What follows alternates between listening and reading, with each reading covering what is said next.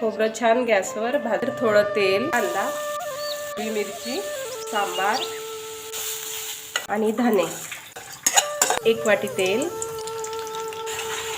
Paste टाकून 2 चम्मच तिखट, अर्धा चम्मच हळद, 2 चम्मच काळा मसाला, 1.5 ग्लास 6 मिनिट झाक. आपला रस्सा तयार आहे. 2 भांडे तेल, जिरं, लसूण बारीक कापलेला, मिरची आणि कढीपत्ता, हळद आणि चवीपुरतं मीठ, 1 वाटी बेसन, 1 चम्मच रवा.